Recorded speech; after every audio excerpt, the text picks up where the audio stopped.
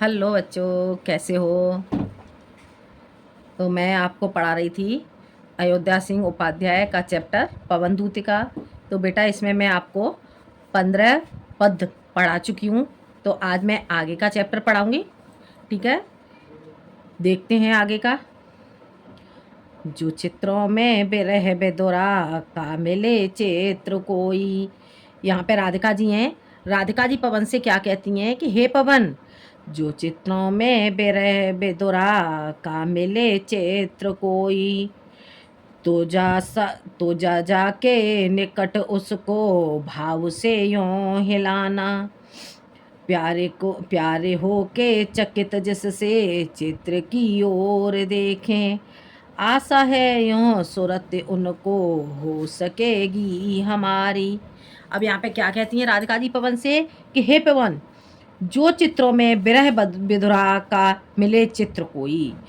हे पवन, जब तू मथुरा धाम में पहुंच जाएगी, मेरे प्रीतम श्री कृष्ण के पास पहुंच जाएगी, तो वहाँ तू जब उनके कच्छ में पहुंचेगी तो वहाँ देखना, जो चित्रों में विरह विधुरा का मिले चित्र कोई, जो उनके पास चित्र लगे हुए हों उन चित्रों में कोई विरह विधुरा का अर्थ हो गया विरहड़ी स्त्री। जो चित्रों में विरहड़ी स्त्री का कोई चित्र लगा हुआ हो, तो जाके निकट उसको भाव से यूं हिलाना। हे पवन, तू उसके निकट जा करके उसे भाव से हिलाना। प्यारे हो के चकित जिससे चित्र की ओर देखें। किस तरह से तू हिलाना उसे उसे तू इस तरह से हिलाना पवन कि जिससे चकित हो करके, आश्चर्यचकित हो करके जो मेरे प्रियतम श्री कृष्ण हैं वो उस चित्र की ओर देखें। आशा है यूं सूरत उनको हो सकेगी हमारी। और इस प्रकार से मुझे आशा है कि इस प्रकार उन्हें सूरत यूं उन्हें सूरत सूरत का अर्थ हो गया उन्हें याद आ सकेगी, उनको हो सकेगी हमारी, इस प्रकार से उन्हें हमारी याद आ सकेगी। ठीक है, आ गया समझ में। एक बार और देखते हैं। हे पवन, जो चित्रों में विरह विधुरा का मिले चित्र कोई। हे पवन, चित्रों में कोई भी विरह विधुरा का, विरहिणी स्त्री का कोई चित्र दिखाई दे, तो जा जाके निकट उसको भाव से यूं हिलाना। तो तू उसके निकट जा करके उसको भाव से इस प्रकार से हिलाना कि जिससे मेरे प्रियतम श्री कृष्ण आश्चर्यचकित होकर के उस चित्र की ओर देखें। और मुझे आशा है कि इस प्रकार उनको हमारी याद आ सकेगी। हो गया क्लियर। ठीक है, अब आगे देखते हैं। जो कोई भी इस सदन में चित्र उद्यान का हो, जो कोई भी इस सदन में चित्र उद्यान का हो, ओहो प्राणी विपुल उसमें घूमते बावले से, ओहो प्राणी विपुल उसमें घूमते बावले से, तो जाके सन्निकट उसके ओहिला के उसे भी, देवात्मा को सुरत ब्रज के व्याकुलों की कराना। हे पवन, क्या कहती हैं राधिका जी कहती हैं, अयोध्या सिंह उपाध्याय हरिऔध जी कहते हैं कि जो राधिका जी हैं, राधिका जी पवन से कहती हैं कि हे पवन, जो कोई भी इस सदन में चित्र उद्यान का हो, हे पवन, मेरे प्रियतम श्री कृष्ण के सदन में, उनके कक्ष में कोई भी उद्यान का, उद्यान कहते हैं बगीचे के लिए, बगीचे का कोई चित्र लगा हुआ हो, और हो प्राणी विपुल उसमें घूमते बावले से। और उस चित्र में क्या दर्शाया गया हो, उस चित्र में दर्शाया गया हो कि उसमें प्राणी विपुल, विपुल बहुत अधिक प्राणी उसमें बावले होकर के घूम रहे हों, बावले से घूम रहे हों। आया समझ में। जो कोई भी इस सदन में चित्र उद्यान का हो, राधिका जी कहती हैं कि हे पवन, जो कोई भी मेरे प्रीतम श्री कृष्ण के सदन में यदि कोई चित्र बगीचे का लगा हुआ हो, और हो प्राणी, और उस चित्र में दर्शाया गया हो कि उस चित्र में प्राणी कितने विपुल, बहुत अधिक प्राणी उस चित्र में दर्शाया गया हो कि बहुत अधिक प्राणी उसमें बावले से घूम रहे हों, तो जाके सन्निकट उसके ओहिला के उसे भी, तो उसके सन्निकट अर्थात उसके निकट जा करके और उसे भी हिला करके देवात्मा को सुरते ब्रज के व्याकुलों की कराना। वो कहती हैं देवात्मा, देवात्मा अर्थात श्री कृष्ण को सुरति याद दिलाना किसकी, ब्रज के व्याकुलों की। और इस प्रकार से उस चित्र के द्वारा श्री कृष्ण को ब्रज के व्याकुलों की याद दिलाना। एक बार और देख लो, जो कोई भी इस सदन में बगीचे का चित्र लगा हुआ हो और उसमें प्राणी, बहुत अधिक प्राणी इधर से उधर बावले के समान घूम रहे हों, तो उसके निकट जा करके और उस चित्र को हिलाना और हिला के उसे और उस चित्र को हिला करके श्री कृष्ण को ब्रज के व्याकुलों की याद दिलाना। हो गया क्लियर, समझ में आ गया। बाकी की का जो इसमें काव्यगत विशेषताएं हैं वो मैं पहले बता चुकी हूँ। देखिएगा अगला देखते हैं। कोई प्यारा कुसुम कुमला गेह में जो पड़ा हो, तो प्यारे के चरण पर ला डाल देना उसी को। यूं देना ये पवन बतला फूल सी एक बाला, मिलाना हो कमल पग को चूमना चाहती है। अब यहाँ पे राधिका जी पवन से कहती हैं कि हे पवन, कोई प्यारा कुसुम कुमला गेह में पड़ा हो।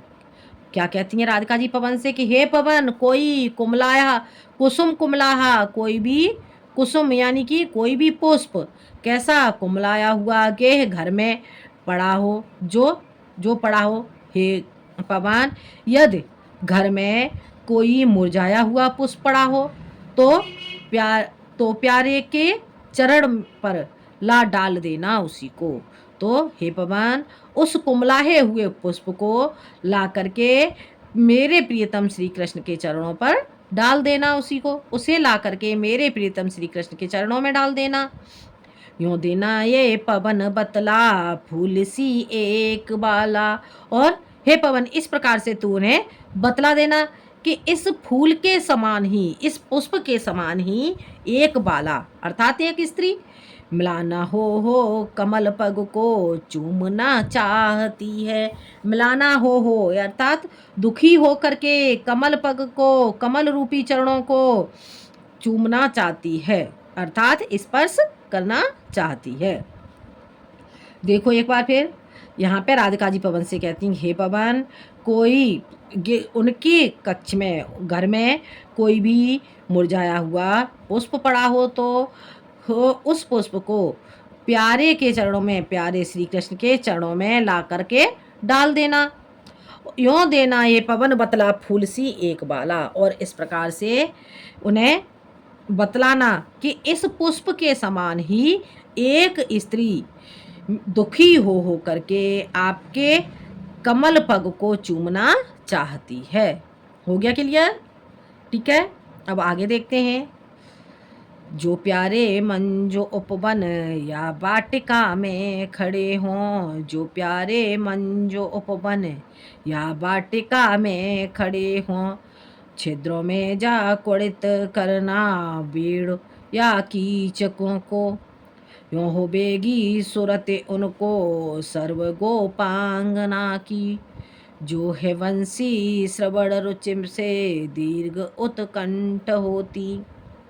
हे पवन, तू क्या करना, जो प्यारे मंज उपवन या वाटिका में खड़े हों। राधिका जी कहती हैं कि हे पवन, जो मेरे प्यारे प्रीतम श्री कृष्ण मंज उपवन, लताओं और उपवन और वाटिका में खड़े हों, तो छिद्रों में जा क्वड़ित करना बेड़ या कीचकों को। जो मेरे प्यारे श्री कृष्ण मंज उपवन यानी कि जो मेरे प्यारे श्री कृष्ण बांस वाले किसी बगीचे में खड़े हों, तो छिद्रों में जा, तो उसके छिद्रों में जा करके करना वेड़ुसा की, तो उसके छिद्रों में जा करके मुरली के समान उसे बजाना, मुरली के समान उसे बजाना। यों होवेगी सूरत उनको सर्वगोपांगना की। इस प्रकार से उन्हें सूरत अर्थात याद आ सकेगी सर्व गोपांगना की सभी ग्वाल जो गोपियां हैं उन्हें सभी गोपियों की याद आ सकेगी। जो है बंसी श्रवण रुच से दीर्घ उत्कंठ होती। उसी प्रकार से जिस प्रकार से आप उस मुरली को बजाते थे और उसे सुनकर के श्रवण सुनकर रुच से यानी कि मधुरता के साथ मधुरता से दीर्घ उत्कंठ हो अत्यधिक उत्कंठा के साथ जो गोपियां थी वो आपकी मुरली की ध्वनि को सुनती थी। ठीक है, एक बार फिर से देख लो।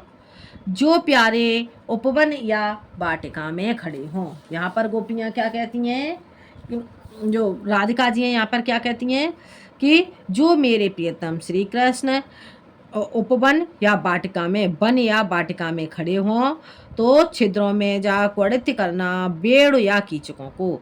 तो बेड़ यानी कि छिद्रों में जा कर के जो बांस वाला जो बगीचा हो उसमें जो बांसों के छिद्र होते हैं उन बांसों के छिद्रों में जा कर के क्वड़ित करना। क्वड़ित का अर्थ हो गया बजाना। बेड़ बेड़ कहते हैं मुरली के समान, कीचकों को स्वर को बजाना। ठीक है, तो वो क्या कहती हैं कि जो मेरे प्रियतम श्री कृष्ण बांस वाले वन या वाटिका में खड़े हुए हों तो उन बांसों के छिद्रों में जाकर के मुरली के समान उन्हें बजाना। और इस प्रकार से उनको सर्व गोपांगना सभी गोपियों की याद आ सकेगी। ठीक है, जो है वंशी श्रवण रुच से दीर्घ उत्कंठ होती।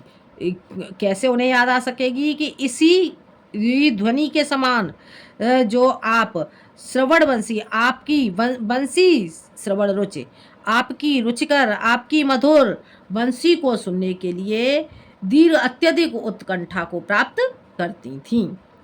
हो गया क्लियर? आगे देखते हैं। लाके फूले कमल दल को श्याम के सामने ही, लाके फूले कमल दल को श्याम के सामने ही, थोड़ा थोड़ा विपुल जल में व्यग्र हो डुबोना, थोड़ा थोड़ा विपुल जल में व्यग्र हो डुबोना। यों देना ये भगिन जतला एक अम्बोज नेत्रा, आँखों को हो बिरह बिदुरा बारिश में बोरती है। अब यहाँ पे क्या कहती हैं राधिका जी,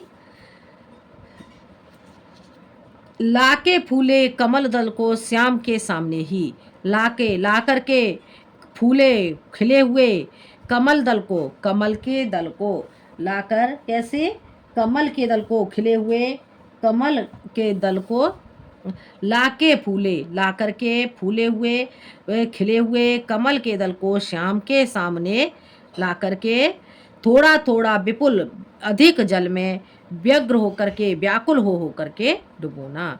यहाँ पे राधिका जी पवन से कहती हैं कि हे पवन, एक फूले हुए कमल को ला करके और उसे मेरे प्रीतम श्री कृष्ण के सामने ही थोड़ा थोड़ा विपुल अधिक जल में व्याकुल हो करके डुबोना।